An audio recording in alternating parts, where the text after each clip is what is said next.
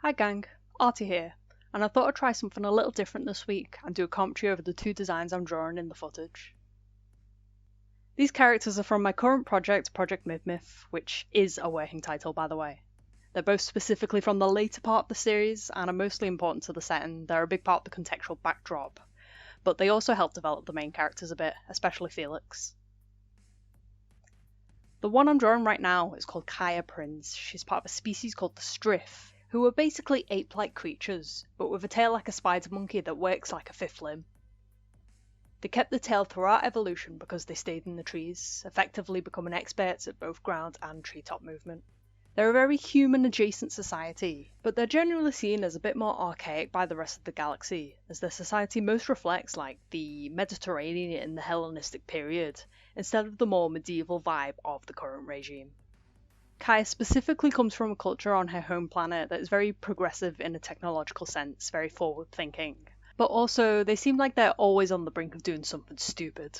They're basically an analogue for Rome. I tried to reflect that in her dress, which is very lightly Roman-inspired and does look almost militarized. It has the flair and function of some sort of officer. Kaya herself is a revolutionary lord, basically the governor of her home planet of THIIIIIS. She grew up through 2 civil wars and didn't really agree with the side her mother took, like she's very anti-monarchy. So as soon as she inherited her mother's title, she went rogue and began corralling insurgents into an actual movement. While she's the kind of character who acknowledges her privilege as a landowner with a very generous upbringing, she's never going to quite understand the struggles of citizens, and this is a part of her character that I tried to reflect in the art. These are only concept drawings, so I didn't push the silhouettes too much, but I tried to give her a confident stance and sort of the flared nostril look to sort of push this idea of her being a little bit too big for her boots. The stick she carries is her flagpole, which usually has a banner attached to it with the symbol of the revolution, which is adapted from that crescent moon brooch she has. I didn't draw the banner this time because it would get in the way of the design itself, but she tends to always have the pole in hand regardless.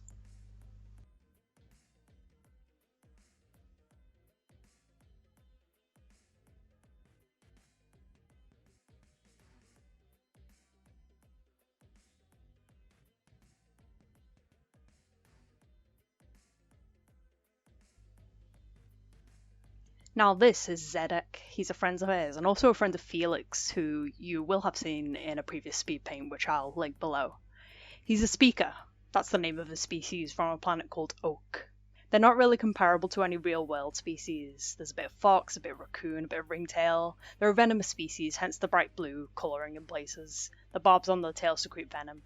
It's deadly too, so most speakers keep them wrapped up. The speakers never actually developed space travel themselves, they were gifted the technology by a neighbour, so they're still playing catch-up culturally and technologically. The speakers have a very unconventional language that is quite reliant on tone with a small alphabet and no recursion. It's comparable in some ways to the Piraha language. This affects the way Zedek and his people see the world. Zedek is a bit of an outlier from his species because they tend to be sedentary and wish to explore the galaxy at their own pace. Zedek is a total free spirit, trying to make his own life out in space and, taking different experiences. He ends up becoming a privateer for the Salbasher during the Civil Wars, sailing around in high space and blowing up foreign craft, basically. He makes a lot of money off of it, but also blew a lot of it on hijinks because, like I said, he was out here for the experience. Once the war ended, he lost his commission, and since he assumed another war would be around the corner, he also blew all his money. So he ends up pretty much penniless in peacetime. Only has a ship and a small crew, and eventually becomes a bit of a pirate himself to stay afloat. So he's criminal, involved with crime, and that's how he meets Felix. Felix has been on his crew a couple of times, and they're contacts now, they see a lot of each other. However, when the winds of revolution begin to blow, Zedek starts running supplies for them. Felix is at odds with revolution, he's a bit of a centrist, so that's the divide between the two of them. They butt heads a lot throughout the story. With the art itself, my intention was to show that he was laid back, very much a take things in stride kind of guy, but he's also very dangerous. He's got a lot of experience under his belt even though he's down on his luck right now. He knows how things work, he's not naive. He's just trying to get by and enjoy himself along the way. His clothing is functional but has that ravage edge to it.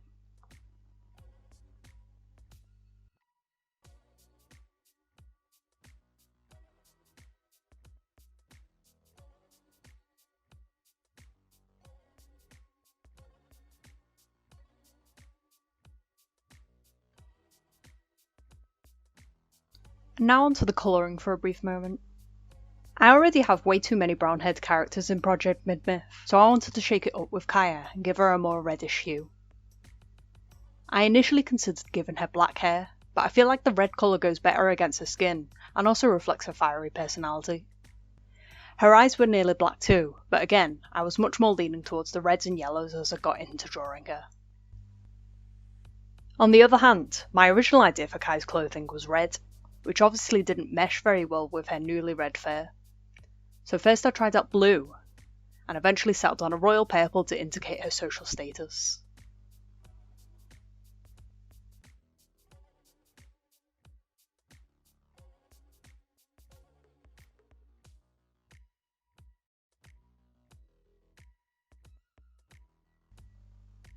Zedek is unique in that he was actually based off the protagonist of a novel I was writing in 2016 called THIIIIIIS.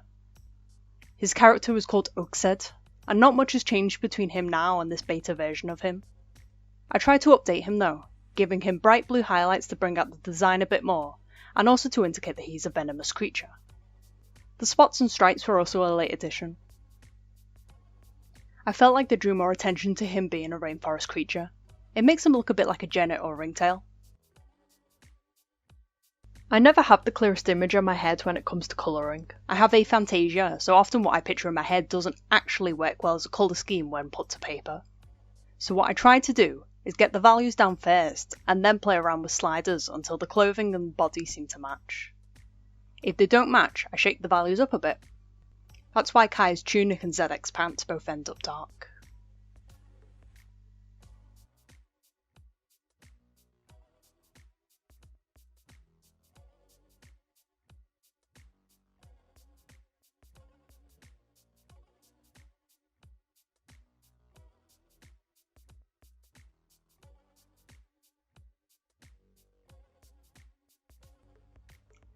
Thanks for sticking with me until the end. You can find out more about Project Midmith at projectmidmith.card.co. If you want to buy me a better mic, consider donating to my Ko-fi or pledging to my Patreon for $1 a month. Patrons get early access to all videos, including this one. The background music is provided by Case, who is an independent musician you should totally check out. You can find their stuff at hiamcase.bandcamp.com, and if you want to scope their other work, go to case.dog. You can find these links in the description. Thanks for watching.